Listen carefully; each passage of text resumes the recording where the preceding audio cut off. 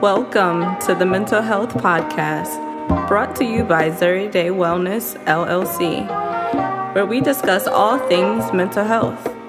I am your host and favorite health and wellness coach, Gianni, and today your soul is in for a treat.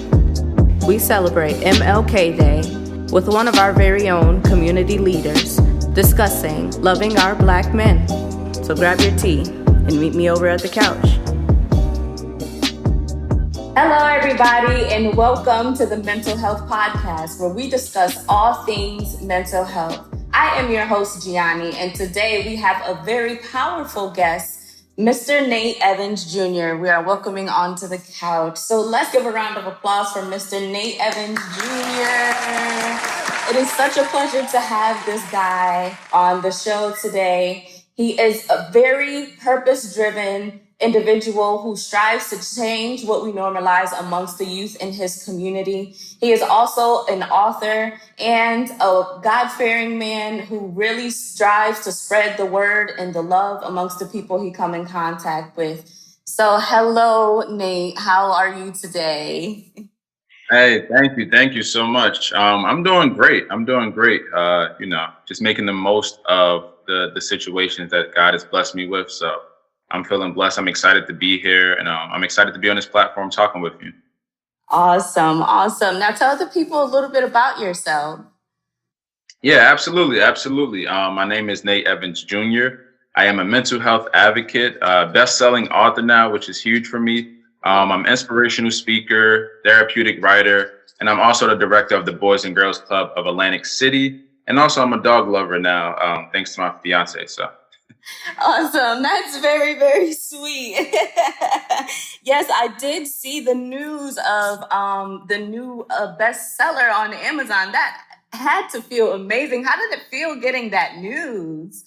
Yeah, it felt amazing. And it was a surprise because I really didn't know. So I was actually on Clubhouse in this room talking about Amazon bestsellers and, just trying to learn different techniques so I can apply it to books that I'm working on now and books that I'm helping other people publish. I'm working on a book for my mother, helping her. And I have a close friend to me who's about to put out his book. So I've been helping him and coaching him through the process. So I'm trying to learn. And we're in the room and they're asking about books and asking about techniques. So I talk about my book that just came out. I Love You, Letters of Love from Black Men to Black Boys. And they're like, man, this book sounds amazing. I want to help you to become a bestseller. How do I find it on Amazon? So I give them the whole title of the book and they look it up and they found out that it's already on the bestseller list. Wow. And I was like, I had no idea. And it was like, yeah, you're already here. You're already on the list of best-selling books. I was like, whoa. And it just blew my mind from there. And I was like, wow, like just a bunch of just gratitude just overpoured on me. And it excited me because I had wrote this down in 2019. I had tweeted it and wrote it down that I would be a best-selling author.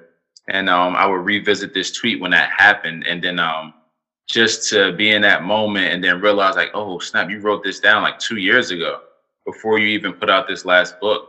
That this will come to pass and God with divine timing allowed this to happen. And it's a blessing because it provides access for different opportunities for me to pretty much expand my work, which I call my ministry, and open more doors and then also inspire those in my community as well. Wow, that is so amazing and powerful. Congratulations to you. And I wish you so much more success on the stories that you write. Clearly, you have a word that people need to hear. So we are very, very thankful for that. Thank you. I really appreciate it. The mental health brand was actually started as an initiative to focus on the mental health of men. And you have done such extensive work in your community with not even just young boys, but with teenagers, making them aware of their mental health. What jump-started your mental health advocacy at such a young age? Yeah, for me, it was, trial and error. It was going through my own experiences. And then once I went through my experiences, I started to recognize what was happening around me, what had been in my family for generations, which was mental health issues and trauma. My great grandmother, who's still alive today, I think she's 92 actually. Wow, or 92 or 93. But she watched her grandfather not her grandfather, her father be shot and killed right in front of her. And it's like that trauma kind of passes down. So a lot of my family members have their own stories, but it's like trauma on top of trauma on top of trauma. And then I had my own story of being a first generation high school graduate. And then while I was on my way prepping to go to college, my grandfather, I was extremely close to, passed away to a gangrene infection. And for me, I didn't know how to express my emotions. I grew up in a neighborhood where you had to be tough, you had to act tough, you had to have that rough exterior, or you would be considered weak, or you would be called soft or out of your name. So I always had this kind of like tough, solid, composed exterior, but I was actually hurting on the inside. In that moment, when I lost someone so close to me, I didn't know how to express myself. So I started to go through my own depression. And I started to have anxiety about a lot of different things. It caused me to drop out of school multiple times. Ended up going to 5 different colleges before I got my bachelor's degree. And it was just a whole heap of other things, of friends passing away. I had a friend who killed himself, another friend who's in prison to this day.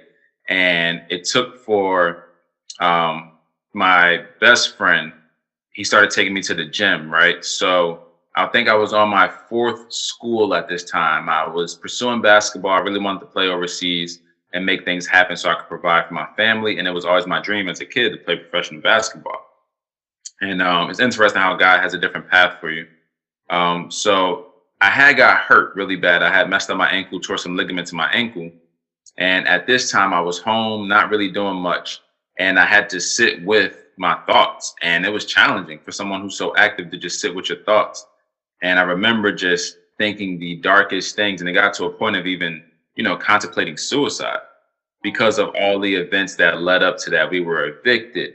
Me and my mom got into this whole dispute, me and my dad as well. It was just a bunch of these different things that happened throughout my lifetime. And it was like having a 2-liter soda bottle, just shaking it up, and it started to crack. And, once you crack that soda bottle, it starts to spill everywhere. It starts to explode. And I was getting to that point. And thank God for one of my best friends, Tone. He started taking me to the gym.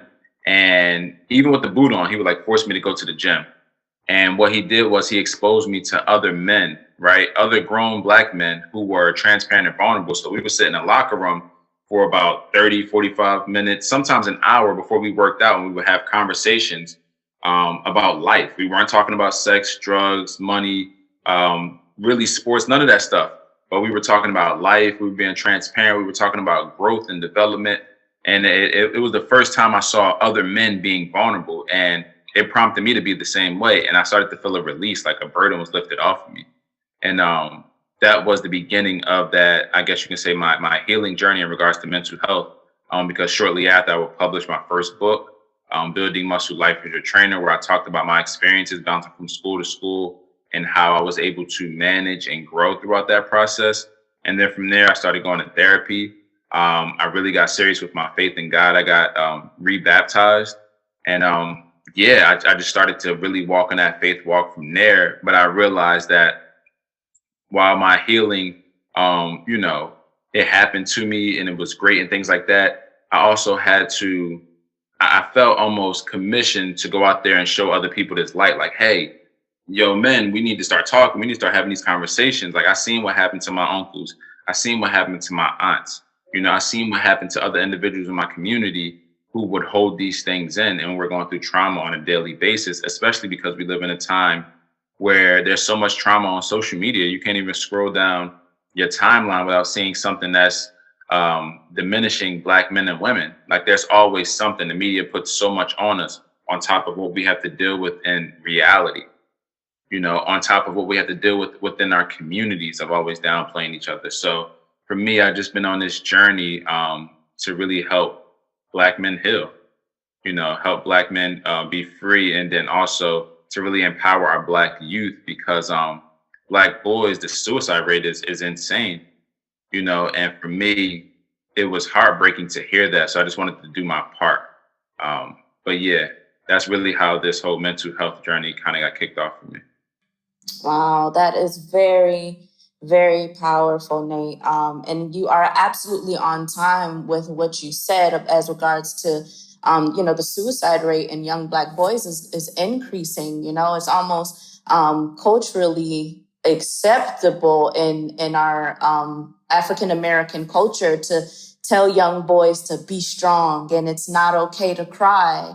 And I know, it often triggers the wrong coping mechanism for a kid who is growing up in an environment of that nature. Wow. So thank you so much for sharing. You definitely have a purpose in there if you felt compelled to share the light, because there are some people who get the light and hold the light, right? But you want to share the light with the world. I love that so much. So as a Black man, what stigma do you feel are important to knock down in regards to the mental health of men? Yeah, in regards to like the stigmas, one of the main ones that I'm really just trying to focus on is the love. So, and when I say the love, this is what I mean.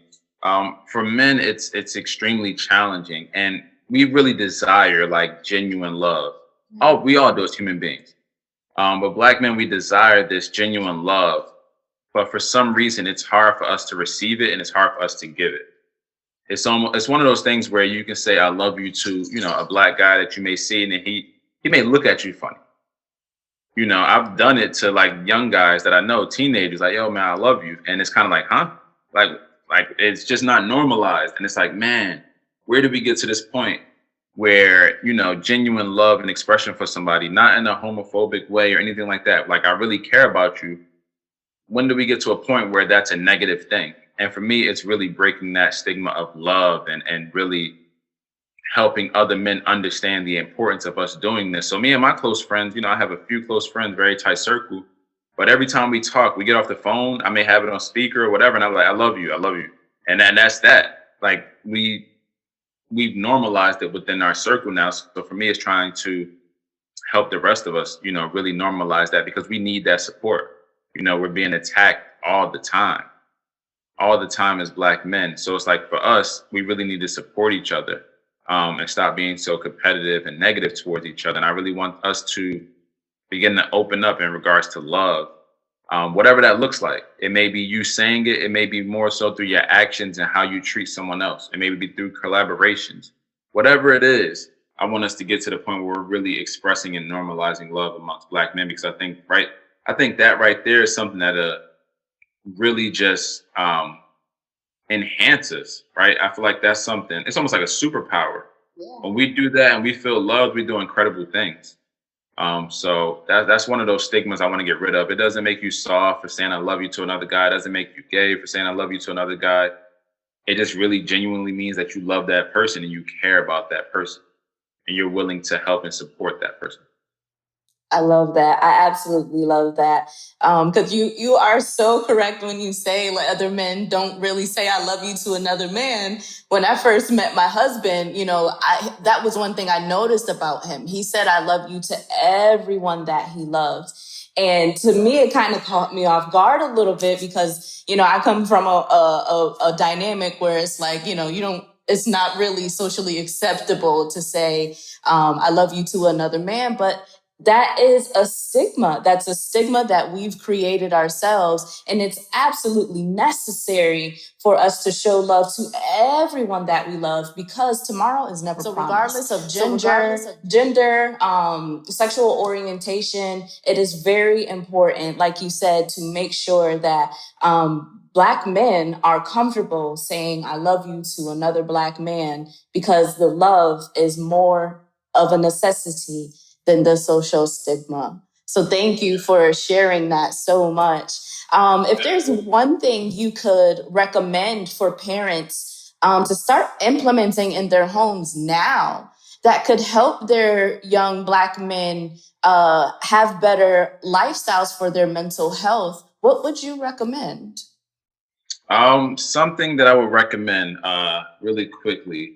So I've had a few parents come to me with this, a lot of single mothers actually have come to me with this. And that is Having, so I want to say having one-on-one time. And when I say that, it's not in a sense of kind of trying to drill down on your kid, but it's more so creating a safe space for your kid to kind of say whatever it is they feel, however it is they want to say it, without judgment or lash, or like backlash, right? And creating that space. Like I have one mother I'm working with right now because I like kind of coach mothers with their young guys and all different things like that. Something huge that we have her doing is just, they have one-on-one time, and they have this space where her son as a teenager, he can say exactly how he feels, knowing that there won't be necessarily consequences in regards to like something negative. Like she's not going to scream at him, yell at him. She's actually going to receive all of it. A lot of times for the Black boys, they don't feel heard, and they don't feel seen. So something that I'm challenging, all parents to do with your child is to have those moments so they're not doing things necessarily behind your back or trying to sneak around because they don't feel like they can talk to you. But if you set up that safe space where it's like, look, I'm not going to judge you. I'm not going to be angry at you. I want you to open up to me and know that I trust you, but I need you to trust me as well, and kind of spill the beans right here. Like, let me know how you feel so I know. I'd much rather hear something wild right now than you do something wild behind my back and I find out later because you try to sneak around. So that's something I would definitely challenge parents, especially single mothers, to do.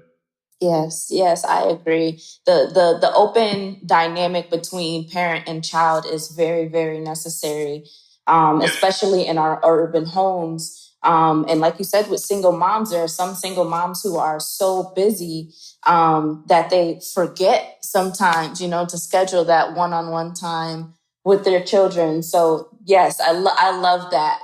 Go to your children, create that safe space for them to communicate themselves to you, especially our young Black boys, so that they can have an opportunity to feel comfortable with communication, and make that a daily habit. Make that a habit for them early so that in the future, it is something that comes easier in their relationships, in their work life, in their lifestyle. Awesome. So, you have published a few books, as we discussed a little bit earlier. So, if you could please, tell us a little bit about your vision behind both of your titles and what inspired you to write them. Yeah. So to date, I've published 4 books. Wow. Well, 3 books. One was an ebook for college students, which I used to take to the schools with me. But the first one, Building Muscle Life is Your Trainer, was really based off of my experience from high school graduation all the way through college graduation with my bachelor's degree and the lessons I learned at every pit stop. So I'm kind of telling backstories about different things and my mental health struggles and challenges that I had and how I overcame them. And each chapter has like 3 to 5 points on what I learned and what you can apply like today to your life. So it's a really good book in regards to motivation, inspiration, mental health, and resiliency.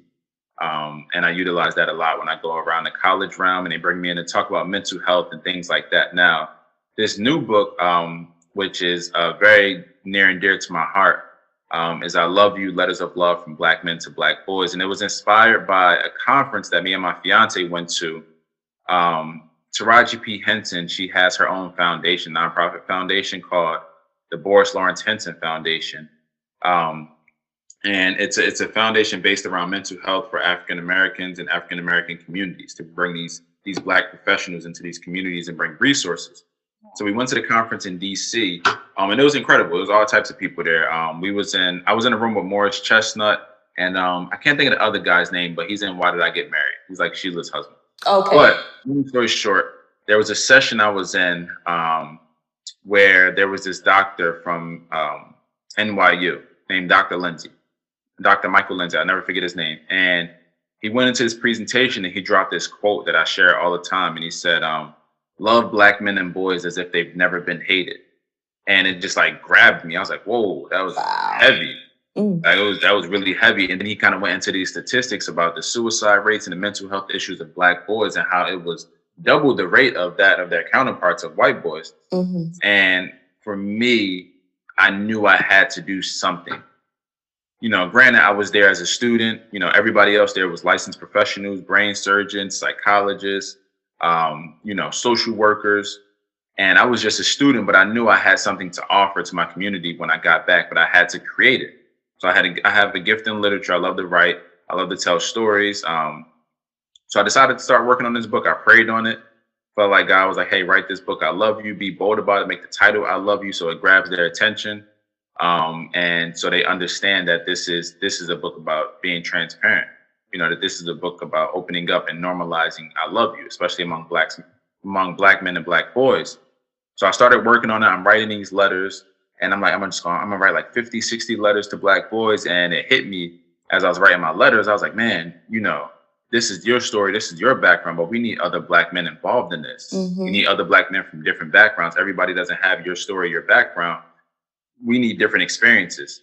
So there was a list of men I felt like God placed on my heart, and I just reached out to them. Successful men doing amazing things, some with nonprofits, some within our the college school system, others are in real estate, others are business owners. And I reached out to them. These guys responded, and they showed up and showed out.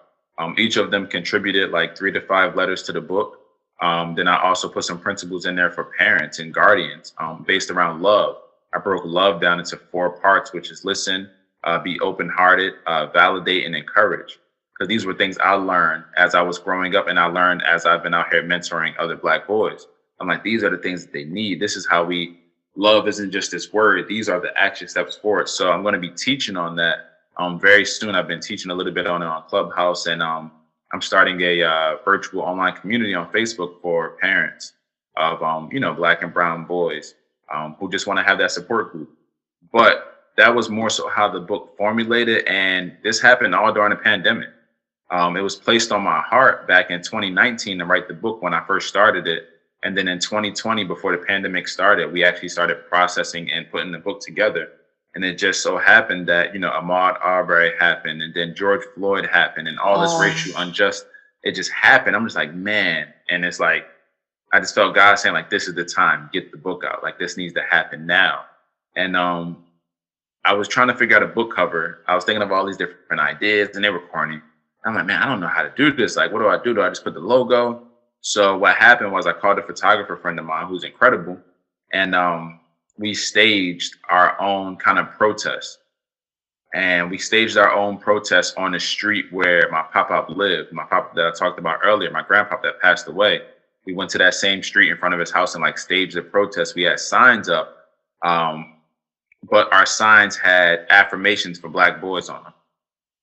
Our signs had I love you. Our signs had you are powerful, you're great, all these different things. And we marched down the street, took photos, and that became the cover of the book, and I wasn't concerned about putting myself on the cover because it wasn't about me. It was much bigger than me. It's a mission to empower and inspire black boys all around the country, all around the world. And that's how the book kind of came to fruition. And now we're here today with a best-selling book and just getting it out to as many people and organizations and nonprofits and schools as possible. Not for the sake of me trying to make a bunch of money or do anything, but to really expand this mission because God placed this on my heart. So I'm just trying to be a good steward over what he's given me. I am over here tearing up. This does not happen to me often. But there are some things in life, there are callings that we must take action on. And to just hear the timeline that was set up for you for this book to come out, it's like God knew what was happening in the world before you even did. And the timing of the release and everything, it was like he called you to really take hold of a part of this ministry. And it is so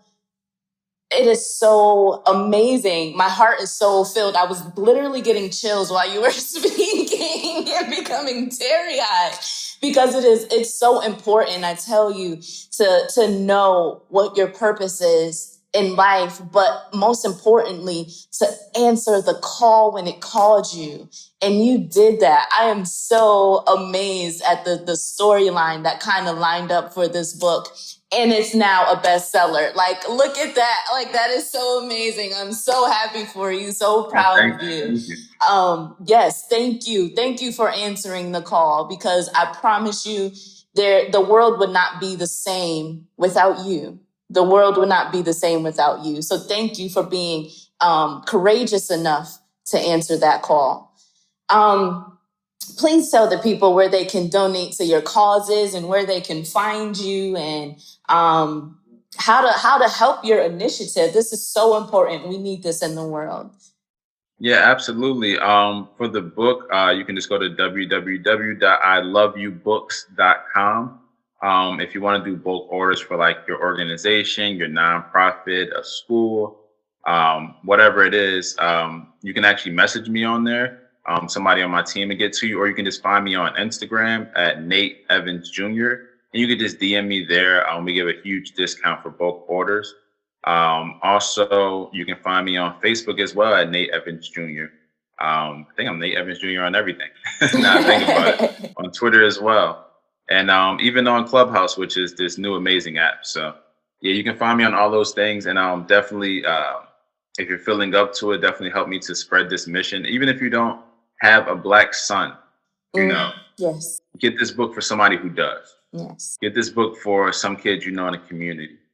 Because it's going to go a long way. And the letters that myself and these men wrote are extremely powerful. And it's a guide. It's a guide that I wish I had when I was growing up. So really help us to fulfill this mission. Right now, we're on a mission to empower 10,000 Black boys. Once we get there, we're going to elevate that mission, obviously. Looking to go to 100,000 from there. So starting small, but we're going to continue to grow this thing and really push it, because like I said, it's important. Especially in today's time and age, with all of the things that our Black boys see and how the world sees them. We just want to let them know how powerful they are, that they're valued, that they're capable of anything, and that they're loved. Amazing, amazing. But thank you, Nate, for your time. I've really enjoyed our time together. For those of you watching, thank you again for tuning in to the Mental Health Podcast. Give another round of applause for Mr. Nate Evans Jr. Amazing. There are some people that you just come in contact with in life and you just know, like, they're just absolutely amazing people to keep in your circle. So again, thank you for your time. If you have not already, please check out ZeryDayWellness.com for new updates and events. We are also on Instagram and Facebook at The Mental Health Podcast. Follow us for more news and new episodes. Thank you for your time. See you guys later. Bye-bye. Thank you, Nate, for taking the time out to discuss with us how to love our Black men and growing Black boys to create a better mental health lifestyle for them. Congratulations on all your successes.